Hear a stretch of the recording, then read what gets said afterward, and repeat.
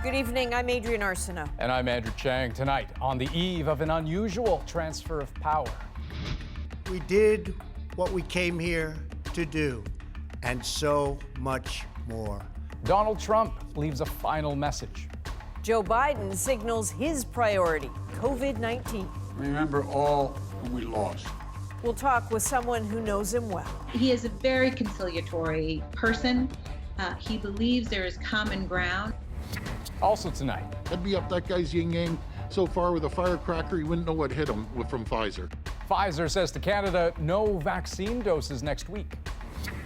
And the impact of COVID on young players. It's what I go to bed thinking about. It's what I wake up thinking about. It's very stressful. Trying to hang on to a hockey dream. This is The National. Donald Trump's residency in that famous U.S. House is down to its final hours now. He arrived there 4 years ago, speaking of American carnage. Tomorrow, he will leave a city patrolled by U.S. troops. His successor, the type of establishment insider he railed so hard against. For many Americans, Joe Biden represents a return to stability, even sanity, after a failed political experiment. But tens of millions of Trump supporters will miss his blunt speech and renegade approach. Katie Simpson starts her coverage tonight with the outgoing president's somewhat understated final day. Thousands of troops patrolling the Capitol during the final hours of Donald Trump's presidency. Images that will shape his legacy, marking the end of one of the most tumultuous terms in U.S. history. Trump spent his last days in office hidden from the public, reportedly bitter his efforts to hold on to power did not work, lamenting his departure in a new video produced and recorded by his staff. Now, as I prepare to hand power over to a new administration at noon on Wednesday, I want you to know that the movement we started is only just beginning. Trump did not mention Joe Biden by name, nor did he admit his claims of widespread voter fraud are untrue, despite pleas to do so by members of his own party. I do believe that it's important for us, as Republicans in particular, to point out that the big lie is simply that, a lie. Senators will determine Trump's political future as they prepare to serve as jurors at his impending impeachment trial. Once powerful allies appear to be severing ties in light of the deadly Capitol riot. The mob was fed lies. They were provoked by the president and other powerful people. There are fears there may be lingering sympathy for that mob among members of the National Guard working inauguration. A dozen soldiers have already been sent home, at least 2 of them, for allegedly making inappropriate, possibly even extremist statements. With respect to comments about extremism, let me be clear. Extremism is not tolerated in any branch of the United States military. All Americans were horrified by the assault on our Capitol. Trump used his farewell address to condemn political violence, but expressed no remorse for any role he may have played. As I conclude my term as the 45th President of the United States, I stand before you truly proud of what we have achieved together. And so, Katie, the president is going to take one more shot at saying goodbye tomorrow. What are we expecting? Andrew, the White House has planned a military-style send-off. The president will speak at Joint Base Andrews. There'll be a military band. There'll be troops at a red carpet departure. What might stand out most about tomorrow, though, is who is not in attendance. High-profile former aides have declined invitations, as has the vice president. Mike Pence is reportedly furious with Trump about the riot and some high-profile public criticism. His schedule says he'll be attending Joe Biden's inauguration tomorrow instead. Okay, we'll be watching. Katie Simpson in Washington tonight. Thanks. Now, Donald Trump won't be the only one missing Joe Biden's inauguration tomorrow. Due to COVID-19 and security concerns, of course, Americans are being asked to watch from home, but the space they would have occupied won't be empty. This massive field of American flags now adorns the National Mall, some 200,000 in all, on the eve of the historic handover. Susan Ormiston takes us through Joe Biden's day. On the eve of Joe Biden's big day, the soon-to-be 46th president was focused not on a militarized Washington, but instead on a national crisis, the pandemic. Between sundown and dusk, let us shine the lights in the darkness along the sacred pool of reflection. Remember all whom we lost. Biden devoted his first official inaugural event tonight to honor the more than 400,000 Americans who died in less than 1 year. At the Lincoln Memorial Reflecting Pool, one light for every 1,000 who died, a grim tally steeply rising still. For many months, we have grieved by ourselves. Tonight, we grieve and begin healing together. With Vice President-elect Kamala Harris, they are demonstrating again that COVID and the economic devastation it's caused is their #1 priority. Biden has promised 100 million vaccine shots in his first 100 days after a dismal rollout in this country. To heal, we must remember. It's hard sometimes to remember. Amazing grace. Earlier, Biden, who was a political son of Delaware as a senator for 36 years, left his home state with the magnitude of the moment and the next 24 hours clearly catching up with him. It's kind of emotional for me. I know these are dark times, but there's always light. That's what makes this state so special. That's what it taught me. Joe Biden will speak tomorrow on the Hill about unifying this country. Many new presidents do, but with the bitter election and the even angrier response, his words will carry more resonance. I was up on Capitol Hill in the stands this afternoon as they were preparing, and the contrast was stark with the sun shining on the building compared to just 2 weeks ago. Rioters were pelling up its sides and breaking windows just to get in. Very soon, Joe Biden will have his moment to try to shift the mood in this country, and expect to hear much more of that tomorrow. Susan Ormison, CBC News, Washington. And we will have more from the U.S. later in the show, including healing the deep divisions. Anybody who thinks that Wednesday, January 20th, will be a kumbaya moment is absolutely fooling themselves. How hyper-partisan politics are pulling families apart. And what kind of leader will Joe Biden be? We will speak with someone who has worked closely with him. But now let's turn to this country and COVID. Every province has been working to ramp up the pace of vaccination, but Canada's supply is about to hit a wall. Now, Pfizer had already signaled it was reducing deliveries. Only about 170,000 doses are coming this week, less than expected. But next week, Canada gets 0. And with no Moderna vaccine expected until next month, that's a problem, because overall, provinces have administered most of the vaccine that they have on hand. Those 170,000 doses aren't enough to keep up with demand. And as David Cochran explains, that has left officials scrambling to manage supply. These doses are already in short supply, but next week it gets even worse. Next week's deliveries have been deferred by Pfizer in their entirety. By deferred, he means canceled. Canada won't receive a single dose from Pfizer during the week of January 25th. That follows an 18% reduction this week, with smaller than expected shipments to come in early February. I spent the weekend on the phone with Pfizer executives and my team. We reiterated firmly the importance for Canada to return to our regular delivery schedule as soon as possible. The reductions are the result of work to expand production at this Pfizer plant in Belgium. Several European countries have also been hit with delays, but only for a single week. Canada's supply is being disrupted for a full 4 weeks. We'll have to adjust accordingly, and every time we get news that we're getting less vaccine, that news is obviously disappointing. I'd be on that phone call every single day. I'd be up that guy's yin-yang so far with a firecracker he wouldn't know what hit him from Pfizer.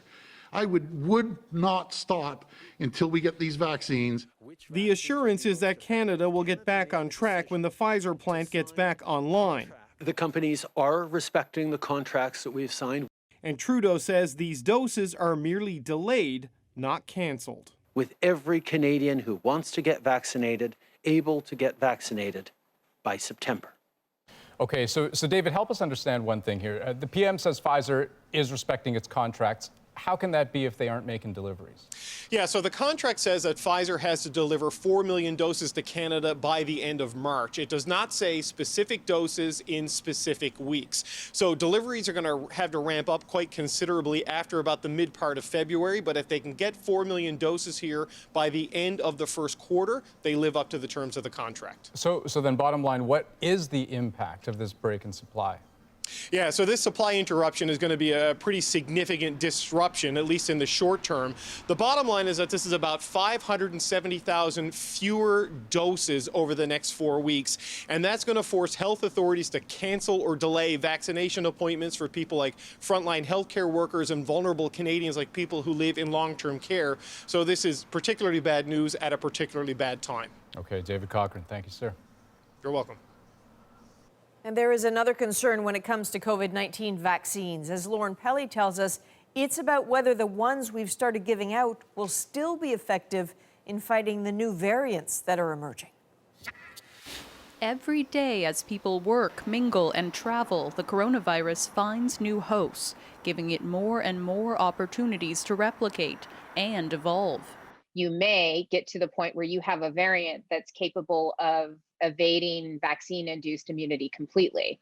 Scientists say it's crucial to curb transmission using current vaccines and public health measures, giving the virus fewer opportunities to mutate. But that's proving tricky with more transmissible variants spreading fast. The odds of someone getting exposed and then getting infected is starting to go up and up and up. Brazil is battling two troubling variants that could be contributing to a surge in cases there, while South Africa is grappling with one of its own.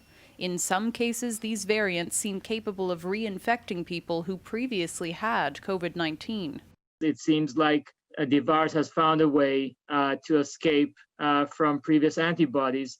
Right now, Canadian public health officials estimate you'd need to vaccinate at least 60% of the population to achieve herd immunity. If you had virus variants that are more transmissible, you may actually have to have more vaccine coverage to achieve population immunity. And if a variant does emerge that evades our current vaccines, scientists would need to pivot fast. But researchers say it can be done thanks to modern vaccine technology. The mRNA vaccines actually could be changed relatively rapidly if we were to see variants arise. There are also vaccines being developed to provide a broader immune response with mutations in mind. Still, countries like Canada are trying to vaccinate as many people as possible so new variants don't derail all those efforts and drag this pandemic on even longer. Lauren Pelly, CBC News, Toronto. Now, as concerns about vaccines grow, so do concerns for getting them to vulnerable populations. And that includes people experiencing homelessness. Alison Northcott shows us how two cities are trying to meet that challenge. In Montreal's Old Port, this space has been transformed into a drop-in center for people experiencing homelessness. And today, it's where some got their first dose of the vaccine. They're among the most vulnerable people in society. That is a good enough reason. Mark Paquette says he's been worried about catching the virus. Because I'm homeless and the fact that other people may have it and you don't even know about it. So getting that first dose was reassuring. Montreal has prioritized about 500 doses for people who are homeless and some shelter staff after a number of outbreaks. They move around, so they're mobile. They don't have any place where they can go and self-isolate. Sam Watts runs a downtown shelter and says the pandemic adds a layer of complexity to homelessness. He says the recent case of Raphael Andre, a homeless man found dead in a portable toilet, underscores the system's failures. In Toronto, there's a similar pilot project, beginning with vaccinations for about 80 people at a shelter. The risk of complications is high. Dr. Stephen Huang says that's in part because of the number of seniors in the shelter system.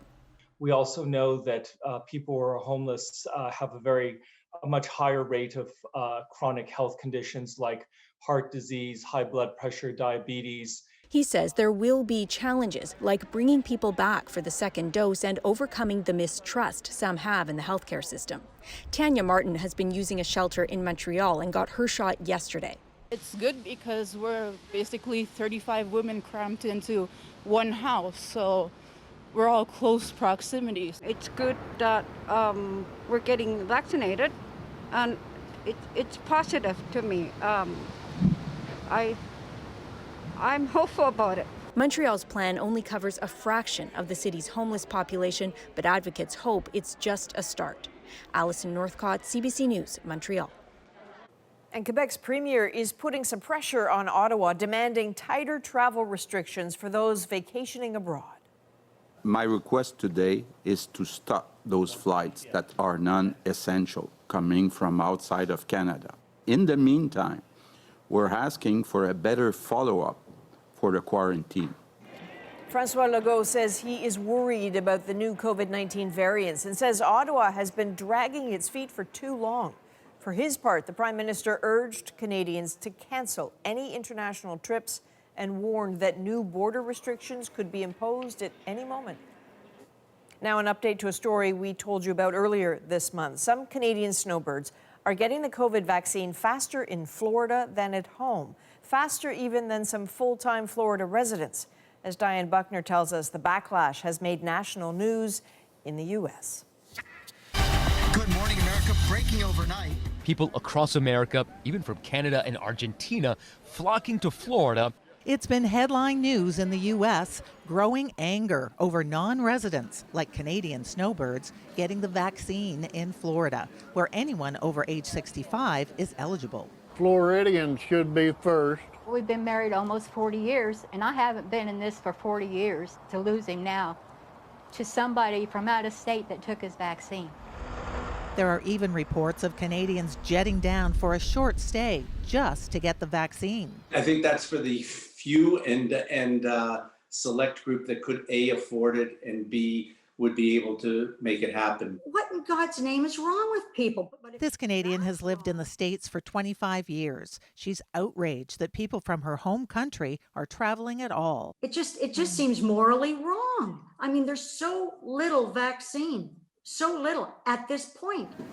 Some officials are upset too. Today, I presented a resolution in the City Commission to prevent non-residents of the City of Miami from receiving vaccines prior to the elderly and vulnerable population of our community. Andrew Patton and his wife Jill of Toronto spent half the year at their winter home in Palm City. They got the shot last week. My friends, my American friends, are absolutely ecstatic that we're getting it, because then we're going to protect them as well as ourselves.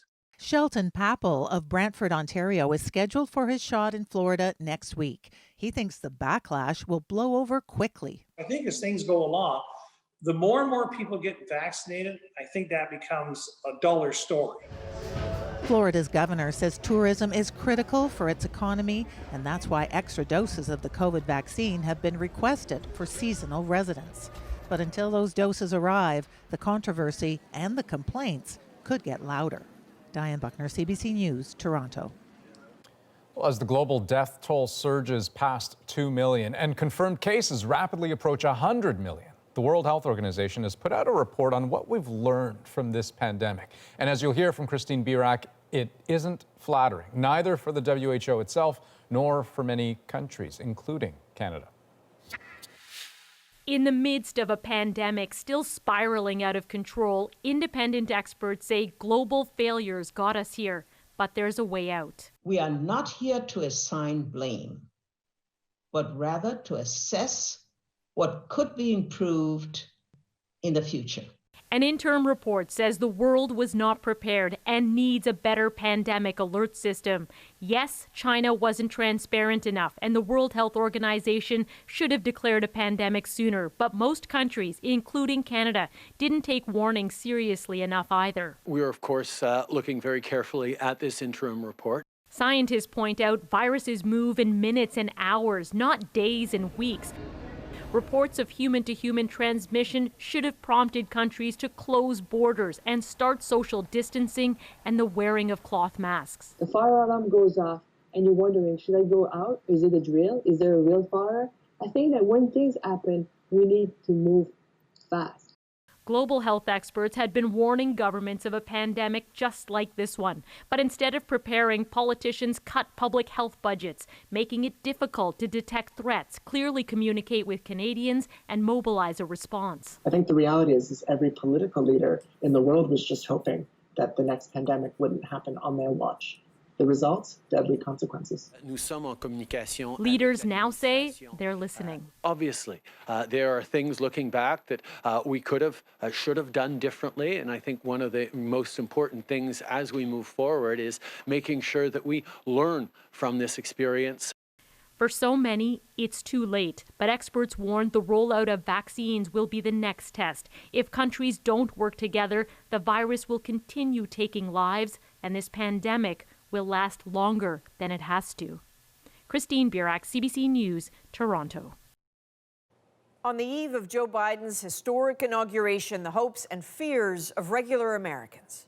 Our hope is, after the inauguration, that some semblance of sanity will return.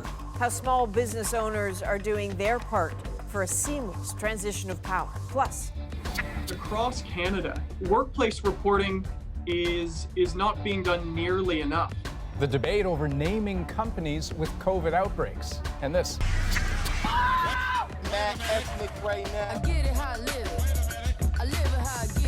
A Canadian figure skater pushes boundaries and the internet falls in love. We are back in 2.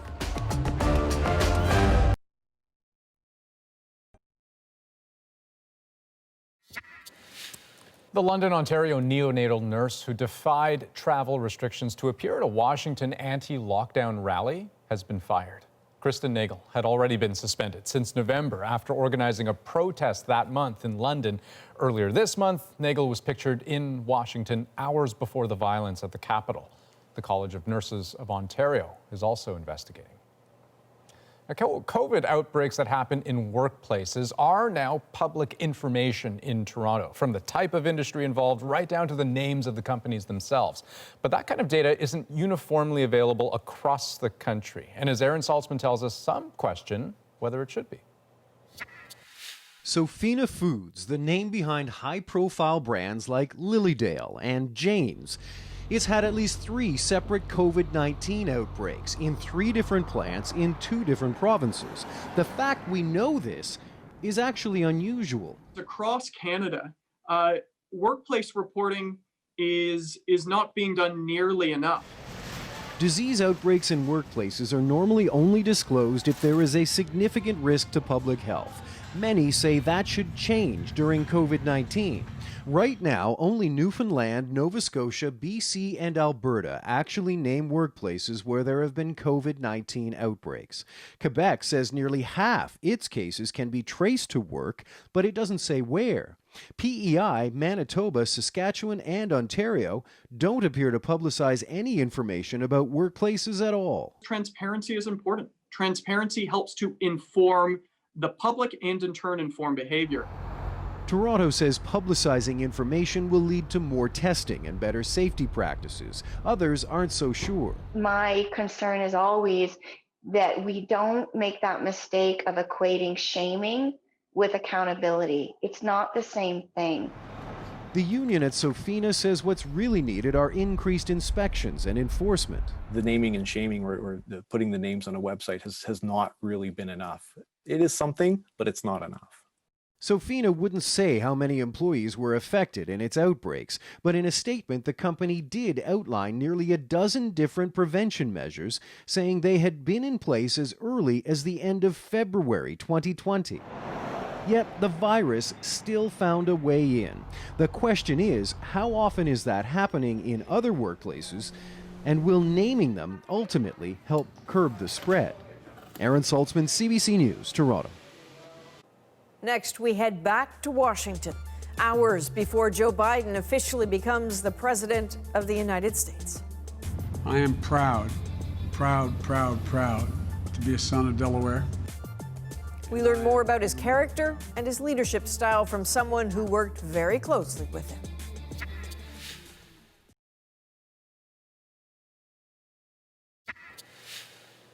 Welcome back. Joe Biden is among the most experienced politicians ever elected president, but there's still some questions about how he works, what to expect, what this country needs to know. So we turn to a trusted colleague of Biden's, Patty Solis-Doyle. She was his chief of campaign staff in a previous run for office, and she knows him well, his motivations, his instincts, and how he will react to Donald Trump's decision to skip all the traditional events of Inauguration Day and leave D.C. early. There probably won't be a letter.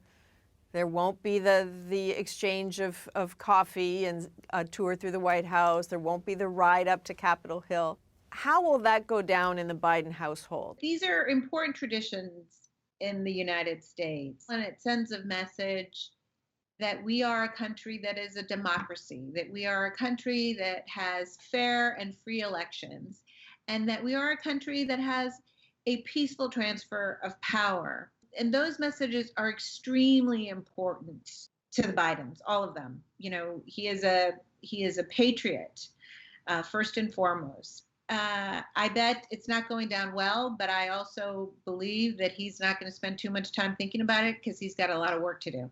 Talk to us about his habits, because I don't think that's clear to us.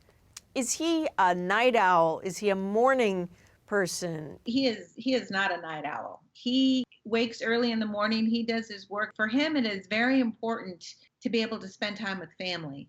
I think it's going to be made infinitely easier to be able to live above the shop, so to speak, as Obama used to say. It was easy for him to go to dinner with his kids and then come back to work. I think you'll see a lot of that of Joe Biden. Do you have a sense of whether he believes in a style that leans more towards an Obama, again, a conciliation approach, or more towards a hard Roosevelt approach? Do you have a sense of which way he leans? Yeah, so he is a creature of the Senate, right? He spent decades and decades in the Senate, and he learned how to work with people that he disagrees with, working across not just party aisles, but sometimes with people that he significantly disagrees with on ideology or policy. He is a very conciliatory person. He believes there is common ground. And so I think you will see a lot of that in his presidency. In order to get things done, he's going to have to compromise. But I would say there is a fracturing between the far left of our party and what is the more moderate part of the Democratic Party. And I think that he is going to have to give the left wing of the party some of the things that he promised on the campaign trail. And the Keystone Pipeline probably falls within that. There are a lot of people in Canada who thought that they had just been punched in the face by Joe Biden, and that it was a signal that, okay, this is going to be tough. They do wonder what on earth is coming next. So help us out here. What should Canada expect from this presidency? I think what Canada can expect is a much more predictable presidency with Joe Biden. And I think in Tony Blinken, you have a Secretary of State, someone who is very, very close to the president. And when he speaks, will be speaking for President Biden. And so I think, again, predictability, traditional, conventional, and much more engagement from the U.S. But still in a mode of protecting American jobs. Yes, because of our economic crisis and our historic unemployment. But that's just one focus. I think there will be a lot of, not just unilaterally, but bilaterally, a focus on re-engagement across the world. What are the things that are rattling around for you? I worry, obviously, I don't think we have ever been in this kind of position where there are multiple crises on multiple fronts, not just domestically, but internationally as well. And that is a lot. And I worry for anyone who would be in that position. So there is a lot riding on Joe Biden's first 100 days in office, and there are already some challenges. For one thing, a Senate potentially preoccupied by Donald Trump's impeachment trial. He needs them to confirm his cabinet so he can push forward with his priorities. So here's a look at some of those. The Biden-Harris administration plans to reverse several Trump decisions right away. So that means rejoining the WHO and the Paris Climate Accord, as well as ending current restrictions banning travelers from some Muslim-majority countries from going to or immigrating to the United States. They are also committing to ending family separation at the U.S.-Mexico border. Rolling back Trump's anti-immigration policies has been a particular priority for Kamala Harris. And when it comes to that border wall, it won't come down, but further construction will reportedly be stopped. And then there's the pandemic. Last week, Biden unveiled his government's $1.9 trillion COVID rescue package. It's aimed at economic relief and a massive vaccination effort with the goal of 100 million shots by the end of his first 100 days. And we will have more on the historic transfer of power and the deep political divisions facing Joe Biden on day one. We can see that it's taking a toll in terms of ruptures in relationships. How those divisions hit close to home for some American families. That's coming up. But first, a grim milestone being marked at monuments and buildings across the United States. The country reaching more than 400,000 deaths from COVID-19. Earlier, Joe Biden paid tribute at the Lincoln Memorial, and there were similar memorials in cities across the U.S., like this one in New York City. The Empire State Building lit up red, flashing to signify a beating heart.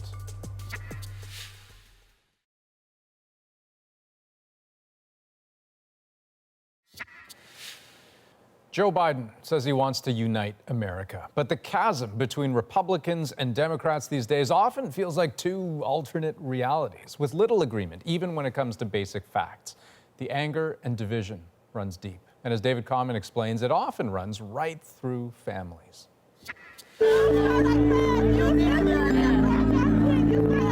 The divisions in American society are stark, spilling into the streets with anger and violence.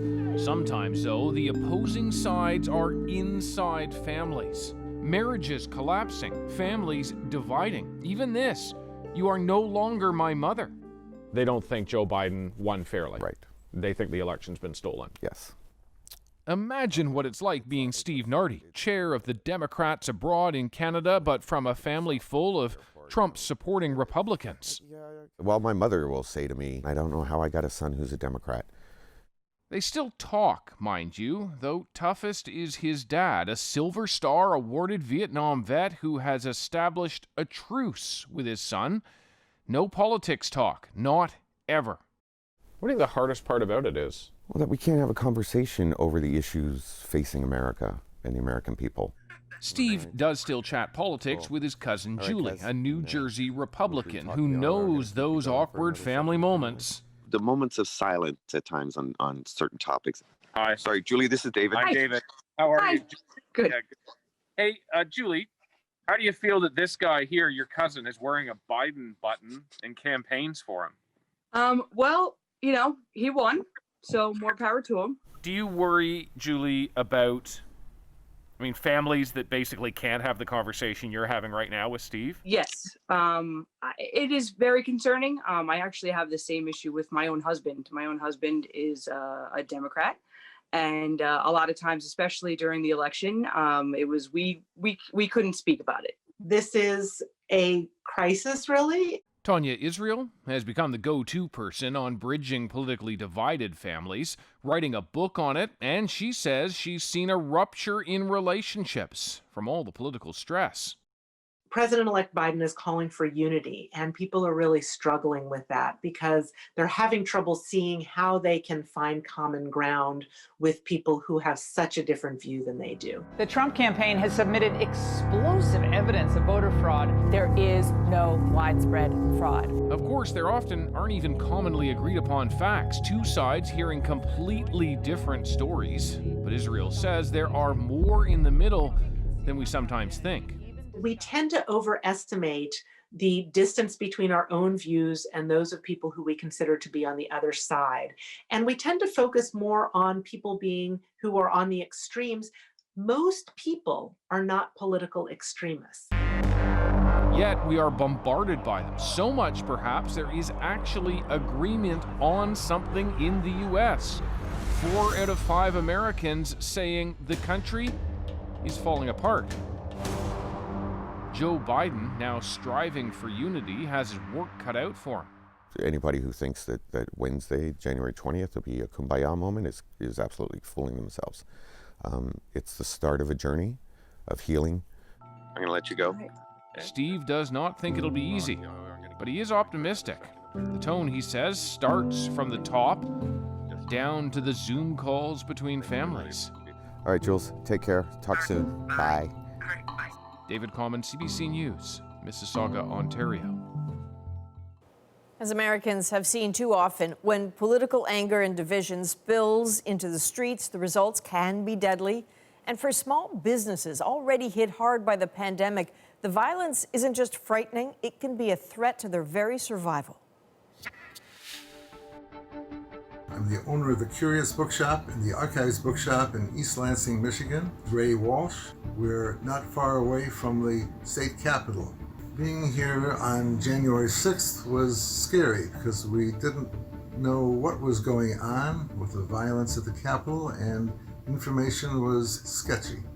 The effect on our staff has been nerve-wracking and demoralizing.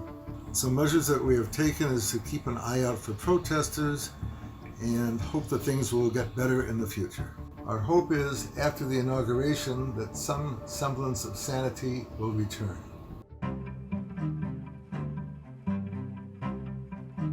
My name's Chef Spike. We're here at We the Pizza in DC, right by the Capitol. We are a family-run pizzeria, and we are a stone throws away from the U.S. Capitol. Being here on January 6th, we had to shut down and close our businesses once again and stay safe. The threats of these riots have really affected us, not only because we're in the middle of a pandemic, but it's just, adding fuel to the fire. We're a bunch of small businesses over here on Capitol Hill. We're trying to survive. We're trying to make a living for our families. We've been able to defeat the troops that are guarding the Capitol after the events on January 6th. People are actually buying pizza for the troops. We have over 1,200 orders of pizzas, and we're going to continuously donate pizzas to the Capitol during this inauguration. The hopes after this inauguration is that we really start to come together as a country. We start to work together on the issues that we need to resolve, and that we make sure that we get over this pandemic and to get our lives back.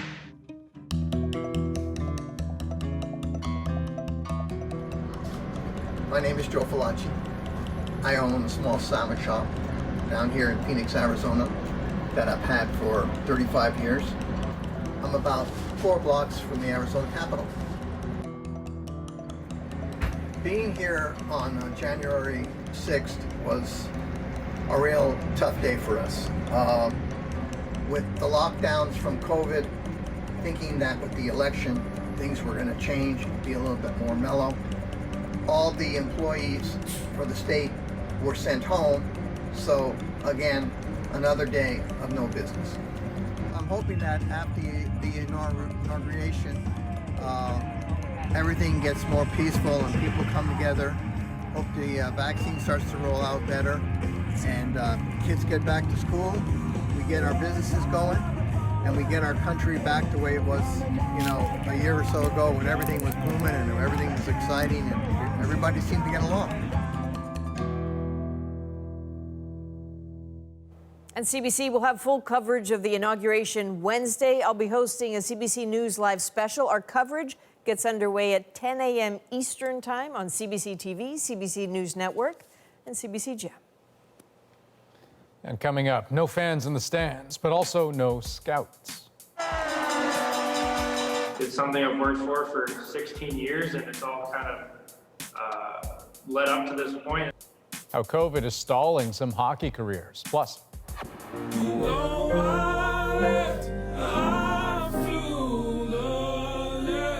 He's amazing. A Montreal figure skater finds viral fame and an opportunity to change the sport.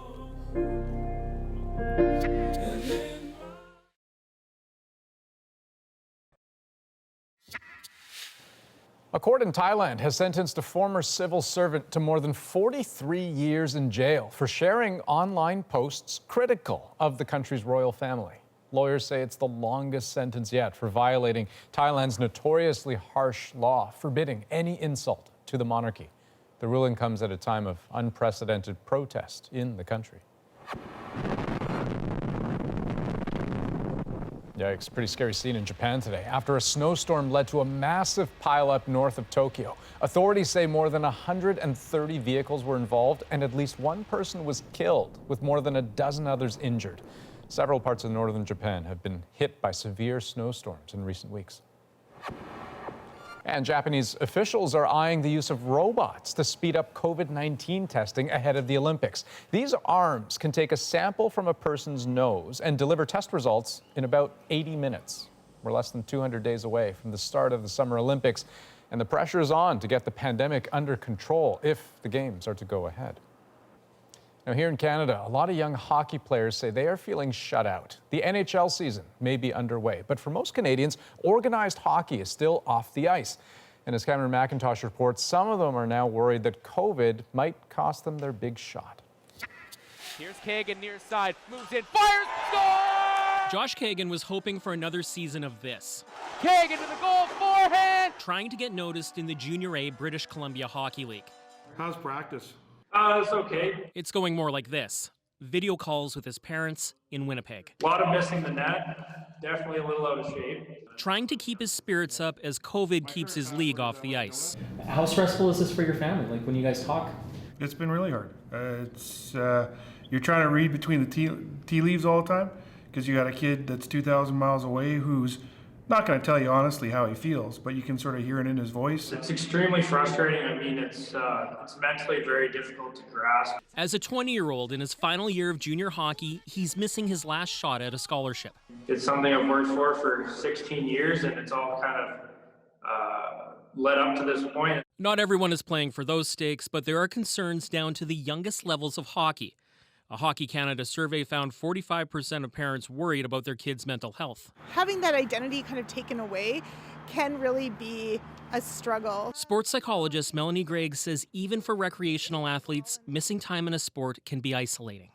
I think it's really important to keep that in mind, that everyone's in the same situation as far as lacking those sport opportunities, those competitive opportunities this year. Goalie Jordan Naylor is another junior player grappling with the notion this could be it. So it's what I go to bed thinking about. It's what I wake up thinking about. It's very stressful. The Kagans are pushing Hockey Canada to extend eligibility to make sure no last chances are lost. Everybody that controls the situation is saying, well, we hope things will get better.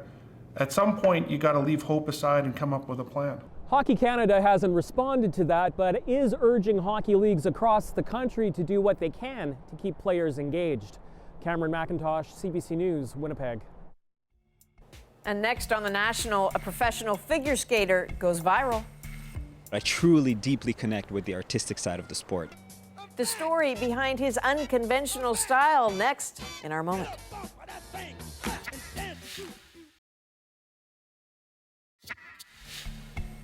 Alaj Valdez spent years training as a competitive skater, but he never fully felt like he belonged. He retired 2 years ago, and now he's putting a brand new spin on the sport. So he has created some unconventional skating routines, posting them online. He's now getting a lot of attention.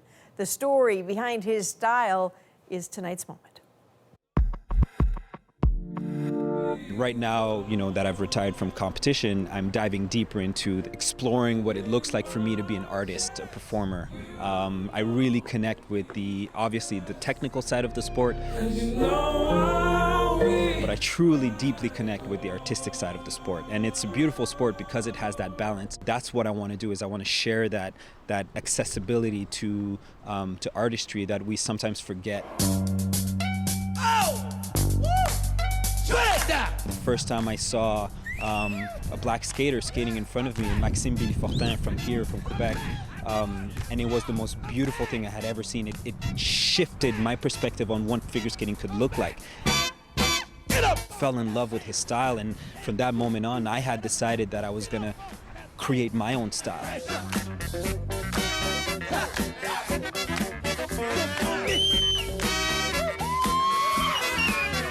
Oh man, that's he's very talented. That's pretty cool. I mean, I can't say that I'm a huge fan or aficionado of figure skating, but if it was more like that, I think I might pay attention. Well, what he's been telling people is that he says, look, it's time. You know, the figure skating had a change in the culture and the music and the people, and he's very clearly onto something, right? So there's like 16 million views on TikTok, 13 million on Instagram. Wow. Something's clicked, and Well, it's great for him. he looks like he's having fun, which is the most Absolutely. important part. Absolutely. That is the National for January 19th. Good night. Good night.